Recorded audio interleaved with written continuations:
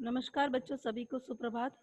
11th class. आज मैं आपको हिंदी अनिवार्य की किताब आरोह के काव्य खंड का पाठ 8 पढ़ाने जा रही हूँ, जिसमें 2 कविताएं हैं। हे भूख मत मचल, हे मेरे जूही के फूल जैसे ईश्वर। ये 2 कविताएं हैं, बहुत छोटी छोटी कविताएं हैं बच्चों, एक एक ही पद हैं इसमें। बच्चों, इस कविता की कवित्री का नाम अक्क महादेवी है। अक्क महादेवी का जन्म बच्चों अक्क महादेवी का जन्म 12वीं सदी में माना जाता है और अनुमानित है। ये माना जाता है कि 1130 ईस्वी में इनका जन्म हुआ और इनका जन्म कर्नाटक के शिवमोगा जिले के उडुतरी गांव में हुआ। इनकी मृत्यु के बारे में कोई प्रमाण नहीं है। इनके पिता निर्मल सेठी और माता सुमति थी और इनकी रचनाओं को सौरभ नाम से जाना जाता है। सौरभ है और इनकी रचना हिंदी में सौरभ नाम से, तो अंग्रेजी में द स्पीकिंग ऑफ शिवा के नाम से जानी जाती हैं। बच्चों, इनकी रचनाओं में कुल 430 वचन। अब देखिए, आप कहेंगे वचन क्या होते हैं, तो जिस प्रकार से हम कहते हैं कबीर की साखियाँ, कबीर के शब्द, पद, मीरा के पद, ठीक है ना। तो इस तरह से रस खान के सवैये, तो लल दियत के हमने वाक पढ़े थे, लल दियत के वाक होते हैं। तो इसी तरह से बच्चों अक्क महादेवी के जो कविताएं हैं, उन्हें कविता और सवैया शब्द न कहकर वचन कहा गया है।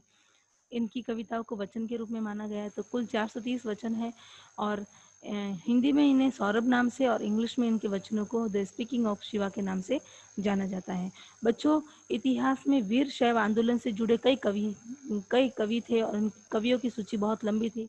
उन कवियों में अक्क महादेवी का नाम भी शामिल है। हालांकि इनके वचन बहुत कम थे, उन कवियों से भी 430 वचन थे, परंतु इनके वचन साधक के मन पर सीधे प्रभाव डालने वाले थे।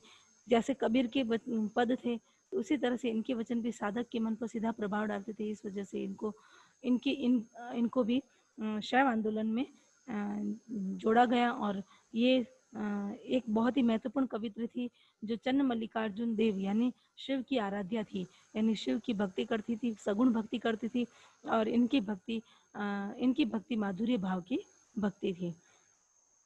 बच्चों, अक्क महादेवी यानी कन्नड़ भाषा में अक्क का मतलब बहिन होता है, बहिन महादेवी।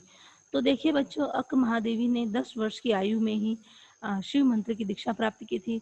अपने द्वारा रचित कविताओं में भगवान शिव का इन्होंने सजीव चित्रण किया है और इनकी जो कविताएं थी वो पूरे भारतीय साहित्य में क्रांतिकारी चेतना का पहला सर्जनात्मक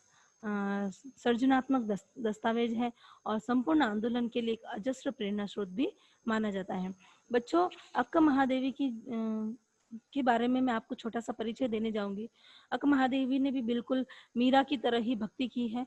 मीरा ने श्री कृष्ण को आराध्य माना है, उनकी पति के रूप में भक्ति की थी, उन्हें अपना पति माना था।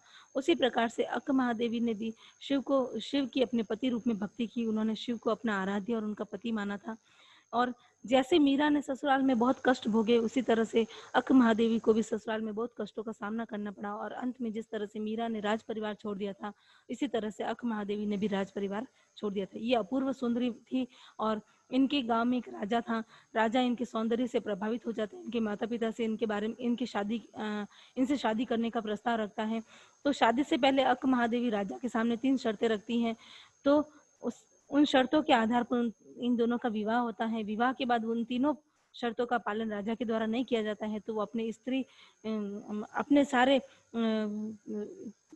सारे वस्त्र आभूषण और राज परिवार को उन्होंने त्याग दिया। बच्चों, इनका राज परिवार को त्यागना, इस वस्त्र आभूषण का त्याग करना केवल एक दिखावा नहीं था, सांसारिक दिखावा नहीं था। इनका अर्थ ये था कि ये आदि महापुरुषों के समक्ष खड़े होकर ईश्वर की भक्ति करना चाहती थी। बच्चों, इन्होंने मीरा की तरह ही ईश्वर की भक्ति की। जिस तरह से मीरा श्री कृष्ण की अनन्य भक्त थी, वैसे ही ये श्री शिव भगवान की अनन्य भक्त मानी जाती है। शैव आंदोलन के कारण बड़ी संख्या में शैव आंदोलन में स्त्रियां जुड़ी थी और स्त्रियों के प्रति स्त्रियां जो अपने जीवन में संघर्ष और यातनाएं सहन करती हैं, तो उसके लिए इन्होंने बहुत अपनी कविताओं के माध्यम से बहुत अच्छी अभिव्यक्ति दी है, जिससे स्त्रियों में जागरूकता पैदा हो जाए। तो इसी तरह से महादेवी की जो कविता है, अक्क महादेवी की कविता, वो एक प्रेरणा स्रोत वाली है और अजस्र प्रेरणा स्रोत वाली कविताएं मानी जाती हैं। देखिए बच्चों, यहाँ हम दो कविताएं पढ़ेंगे, हे भूख मत मचल और दूसरी कविता है हे मेरे जूही के फूल जैसे ईश्वर। इन दोनों कविताओं में हम क्या पढ़ेंगे, यानी कविता यानी वचन। तो पहले वचन में हम पढ़ेंगे कि इंद्रियों पर नियंत्रण किस प्रकार रखा जाता है। तो कविता में कवित्री ने पहली कविता में इस इंद्रियों पर नियंत्रण रखने के लिए उपदेश दिया है, और उपदेशात्मक प्रेम भरा सुनहरा होना चाहिए। जो भी उपदेश है वो प्रेम से भरा हुआ और सुनहरा होना चाहिए। दूसरी कविता में यानी दूसरे वचन में हम पढ़ेंगे कि ईश्वर के प्रति संपूर्ण समर्पण, यानी ईश्वर के प्रति मनुष्य का पूर्ण समर्पण किस प्रकार से होना चाहिए, वो हम इस दूसरी कविता में यानी दूसरे वचन में पढ़ेंगे। और इस तरह से कवित्री भी दूसरी कविता में ईश्वर के प्रति अनन्य प्रेम भाव और भक्ति दिखाते हुए सांसारिक सुखों का त्याग करती हैं, और वो किस तरह से सांसारिक सुखों से दूर रहना चाहती है, वो हम इस दूसरे वचन में पढ़ेंगे। तो बच्चों, मैं अक्क महादेवी के वचनों को प्रारंभ करने जा रही हूँ। वचन यानी कविता, पहली कविता यानी पहला वचन है, हे भूख मत मचल।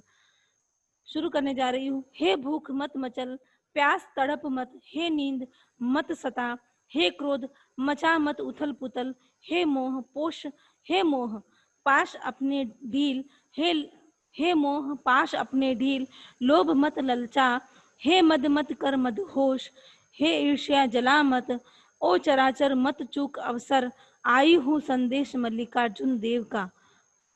बच्चों, प्रस्तुत वचन के माध्यम से कवित्री कहती हैं, हे सांसारिक सुख, हे प्रस्तुत वचन के माध्यम से कवित्री कहती है, हे भूख अर्थात हे सांसारिक सुख, तू कुछ चाहने की इच्छा से पूरित होकर मत मचल, मुझे मत तरसा, मुझे मत तड़पा। हे प्यास अर्थात हे सांसारिक प्यास, तू कुछ और अधिक पाने की तृष्णा मेरे मन में मत जगा, तू मुझे मत तड़पा। हे नींद, तू मुझे मत सुला, तू मुझे सोने पर मजबूर मत कर और तू मेरे पास मत आ। हे मोह, हे क्रोध, हे क्रोध, तू मुझे और क्रोधित मत कर और मेरे हृदय में हलचल मत मचा, उथल पुथल मत मचा। हे मोह, तू अपने बंधनों को ढीला कर दे। हे लाभ, हे लोभ, तू मुझे मत ललचा, तू मुझे तरह तरह के लालच देकर मत ललचा। हे मद यानी हे आलस्य, तू मेरे पास मत आ और तू मुझे और अधिक पागल मत बना, अपने बंधनों में जकड़कर तू मुझे और पागल मत बना। हे ईर्ष्या, तू और लोगों की उन्नति दिखाकर मुझे मत जला। आगे कवित्री कहती है, हे चराचर, यह बहुत ही महत्वपूर्ण अवसर है तुम्हारे लिए। चराचर यानी मनुष्य से कहा है, इस संसार इस चराचर जगत में जितने भी मनुष्य हैं उन सभी से कहा है कि हे चराचर, ये तेरे लिए एक बहुत ही महत्वपूर्ण अवसर है। ये तेरे लिए बहुत ही महत्वपूर्ण अवसर है और तू अपने आप को शिव के चरणों में समर्पित कर दे। मैं तेरे लिए मल्लिकार्जुन देव का संदेश लेकर आई हूँ, अर्थात इस सांसारिक सुख को त्याग कर ईश्वर को अपने आप को समर्पित कर दे। दूसरी कविता है, हे मेरे जूही के फूल जैसे ईश्वर। कवित्री कहती है, हे मेरे जूही के फूल जैसे ईश्वर, मंगवाओ मुझसे भीख और कुछ ऐसा करो कि भूल जाऊं अपना घर पूरी तरह, झोली फैलाऊं और न मिले भीख, कोई हाथ बढ़ाए कुछ देने को तो वह गिर जाए नीचे, और यदि मैं झुकूं उसे उठाने तो कोई कुत्ता आ जाए और उसे झपट कर छीन ले जाए मुझसे।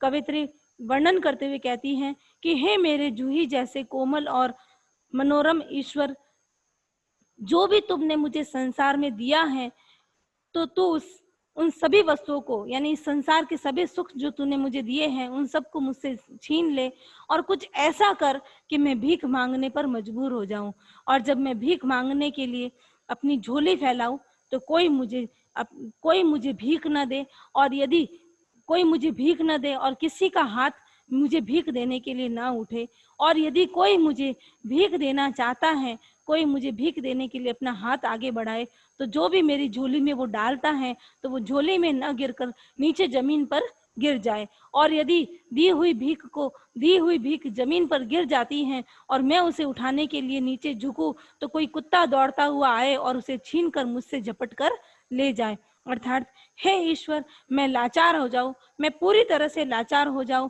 मैं अपना घर बार सब कुछ भूल जाऊं, इससे मेरा अहंकार नष्ट हो जाएगा और मैं पूरी तरह से आपके चरणों में समर्पित हो जाऊंगी। बच्चों, अक्क महादेवी की कविताएं यहीं समाप्त होती हैं। उन्होंने अपने संपूर्ण जीवन को ईश्वर की भक्ति यानी शिव की भक्ति में ही लगा दिया था और अपने आप को सांसारिक सुखों से वंचित रखना चाहती थी ताकि वो ईश्वर से कभी दूर ना हो। बच्चों, अक महादेवी की कविता यहीं समाप्त होती है। धन्यवाद।